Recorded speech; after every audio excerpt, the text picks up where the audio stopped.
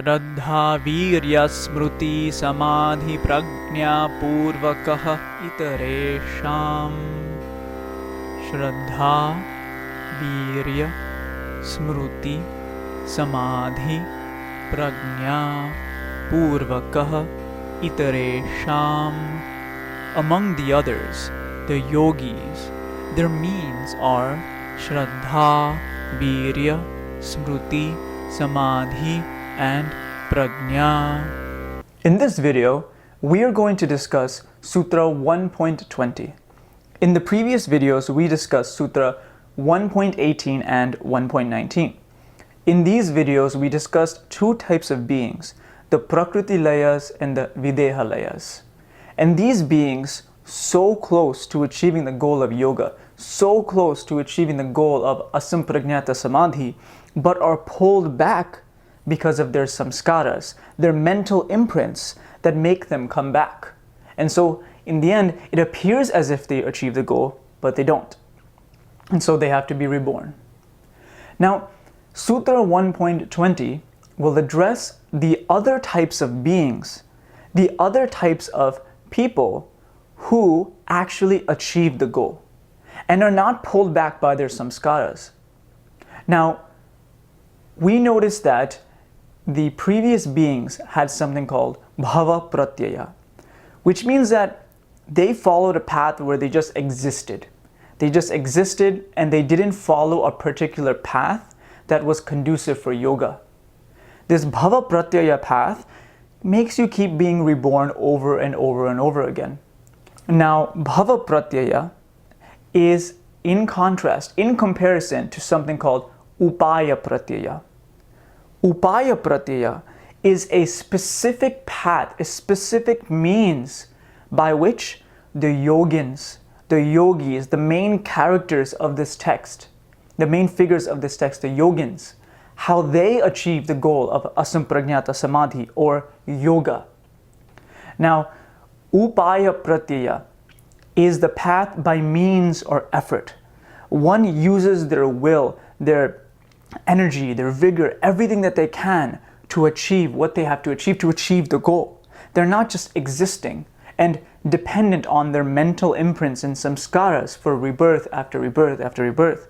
The Upāyapratyaya being, the Upāyapratyaya yogi, follows a path. Now in this sutra, we will understand what this path is.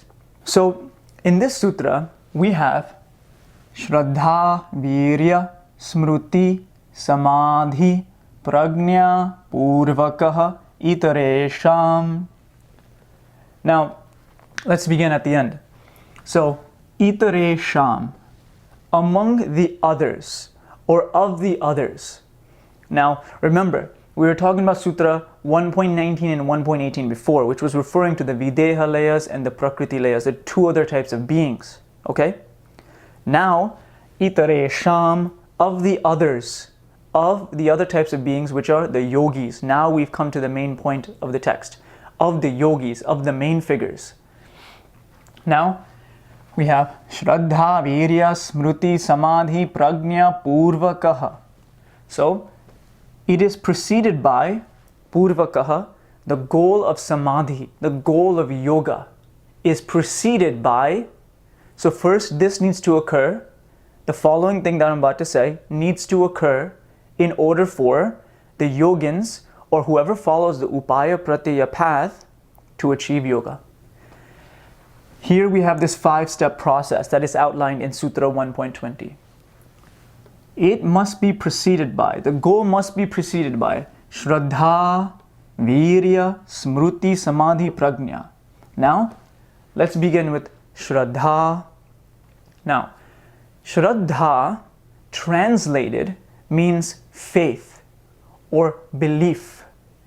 In a stronger version, it would mean faith, strong, powerful, resolute, determined faith.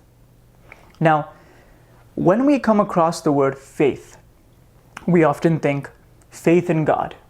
We often think faith in a higher power. But this is not necessarily so.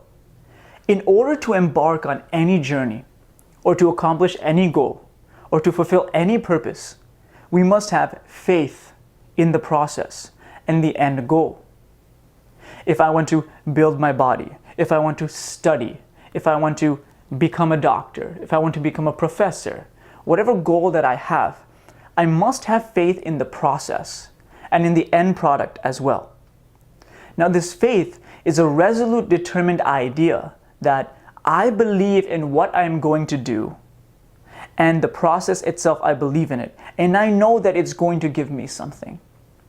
It is a type of belief and understanding that what you do will produce the results that you want. Now, in this case, one can argue that Sraddha-Faith means faith towards God. In the later sutras, we will see how God or Ishvara comes into play. But in this case, Shraddha means faith in the process, faith in the path of yoga. Now, what is the function of faith? How does it function? What is the purpose of faith? Now, you will see in the sutra, it mentions here that first and foremost, Shraddha or faith gives clarity of mind. It gives a solid understanding of this is what I'm here out to do, this is what I've set out to do, and this is what is going to be done. It gives clarity of mind. That's the first most important function of faith. Second, in such a beautiful way, it says, faith protects the yogi. Shraddha protects the yogi, the practitioner, like a good mother or like a nurturing mother.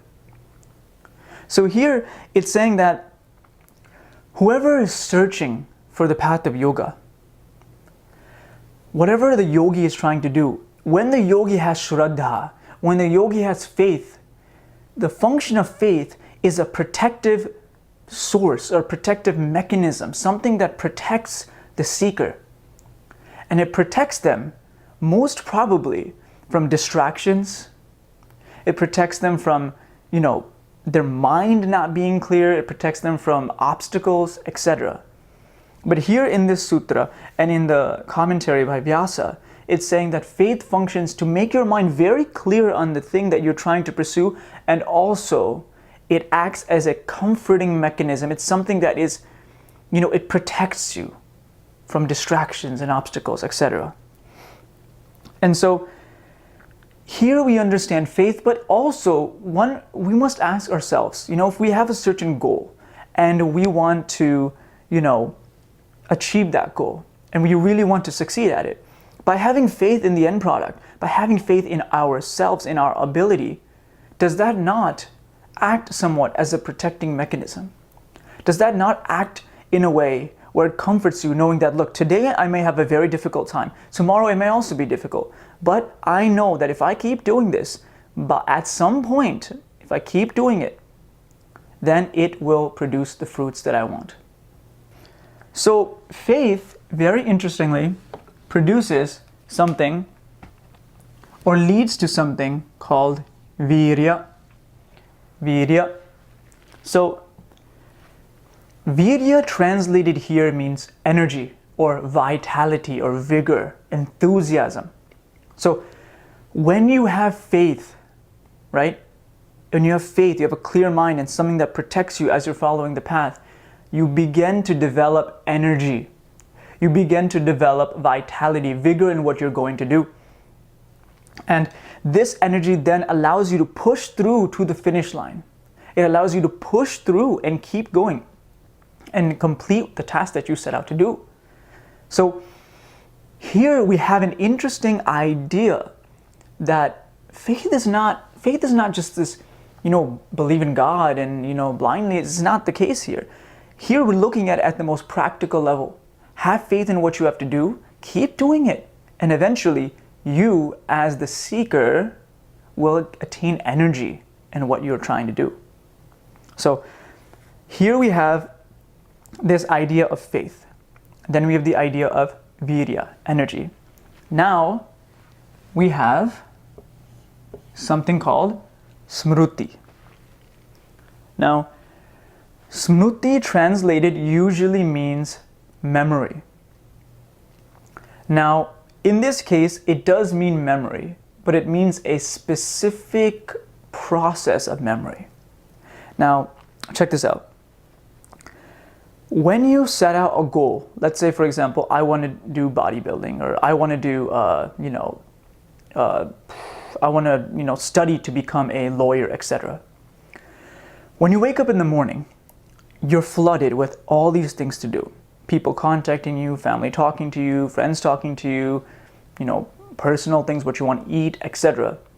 And now, you have established for yourself the goal of becoming a lawyer, or you have established for yourself the goal of bodybuilding, right? Now, when you go about the day, let's use bodybuilding. When you go about the day, you have to live in such a way that allows that goal of bodybuilding, the type of body that you want, to emerge, okay? So, as soon as I get up, if I walk over and I eat something like a type of breakfast that's sugary, etc., it's not going to be conducive towards the goal. If I immediately respond to my phone and start texting, I may end up wasting an hour and not going to exercise. Similarly, if I try to be a lawyer, I know I have to sit down and study textbooks, and I know I have to practice my speech. So if I start to do all these other things instead of what I have to do and get distracted, it's not going to help me towards that goal. Any goal that we have has sub things that are associated with it. If I want to be a lawyer, I must know how to speak properly. I must know logic. I must know how to argue. I must know how to, all these different things, right? If I want to exercise, if I want to have this particular body, exercise, diet, stretching, mentality, right? So what happens is throughout the day, whatever goal we have, we get distracted by the flood of thoughts that we have. I have to do this, I have to contact that person said this to me, it bothers me, etc. And so the thing that gets you back on track to your goal is your memory. Smrti is the thing that comes to mind that goes, wait a minute, I set a goal for myself the other day, I need to follow that right now. So I wake up and I reach over to my phone, or I wake up and I decide to just lay there for a little bit. A memory vritti, a memory idea comes and goes, here's what your goal was. Now, depending on how much faith you have, and depending on how much energy you have from that faith, your memory, that memory of what your goal was, starts to show up more frequently and more, strongly, more intensely. So if I have faith, I have clarity of mind, I feel protected, and I have this energy, then when I get up to do the things that I'm not supposed to do for my goal, more frequently thoughts will start to emerge like, no, I have this goal, I have this goal, I have this goal. And it starts to become more firm. Rather than every now and then throughout the day, that goal gets stuck in my mind. I have to be a lawyer. I have to build my body a certain way, etc. So ultimately, the function of memory or smrti here is to appear more frequently and more intensely based on the previous two practices that you're doing here. Okay? So that's what smrti is. Then the next thing here is samadhi. Samadhi. And so samadhi generally speaking, it's a meditative absorption. Okay? It's when the yogi starts to slow down the vrittis. The vrittis, or the fluctuations, are almost gone, and they're going into a one-pointed state of meditative awareness, eventually leading to the goal of yoga, which we will get to. Here, samadhi means just simply that one who follows these three things before will be ready for meditative concentration, will be prepared. This implies, and this means that you can't just go into meditative concentration. There's a certain preparation that's involved. Who's going to just wake up, walk over, sit down, and go into meditative concentration without practicing or having the prerequisites? I mean, if you do, that'd be fantastic, and that'd be great. But here it's saying there's certain prerequisites. So if you have faith, if you have energy, if your mind is reminding you through your memory what your goal is, then you will be ready for meditative concentration. You'll be prepared for it. That's what samadhi here is saying in this progress of what it needs to be said. So now we will come to the last one. The last one being Prajña. So when your mind is prepared for meditative concentration, your mind then attains Prajña, which is discriminative wisdom. Now, generally speaking, on a metaphysical or ontological level of what the world and reality is in yoga and Sankhya philosophy, okay? Generally speaking, there are two entities, Purusha, soul, eternal soul, and the second one being Prakriti, the material world. Your true nature is Purusha, the eternal, changeless, infinite soul. But you're caught up in this material reality that is constantly shifting and changing, and the Purusha is observing it all. So the individual falsely thinks that he is the material world, but in fact he is the observer. Okay? Roughly speaking here. So discriminative wisdom means, on a general, the general term, discriminative wisdom, prajna, means knowing that. Knowing that you are the soul, you are the Purusha, and you are not the material world. And you are just you're interacting. You're watching the interaction as it is. That's prajna. But here, on a more practical level, prajna means after your mind has done all of these things, you see objects exactly how they are. You see an object and you know exactly what it is. Now, what does that mean? First and foremost, when we look at an object, there's all these impressions and ideas and the ways that we've learned how that object is, right? We look at the object and we're like, I don't like it, I like it, I remember it from this day, etc. So the idea here is when you look at something, you're not using your previous biases and your previous judgments about the object. You see it as this pure material object that is composed of its fundamental qualities or gunas. They're fundamental parts, and you see it exactly how it is. That's it. And so prajna is your mind starts to get this ability to see things as they are in an unbiased way. You're not projecting your own memories and ideas and judgments, etc. on the object. You're seeing things in their own beauty as they are, as material objects.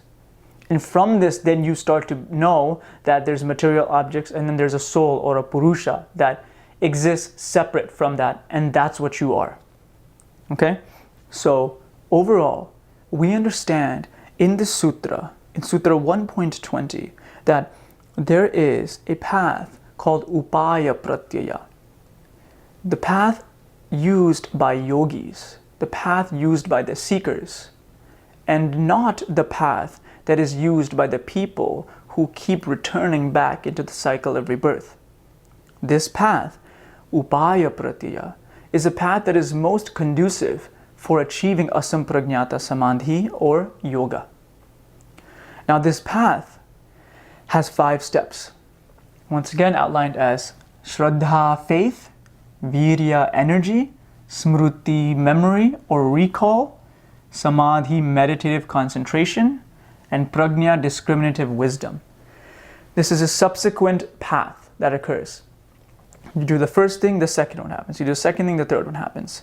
I mean, you could have a certain amount of energy in the path, but ideally, if you increase your faith, then it seems that your energy will increase, and then your memory or recall will increase.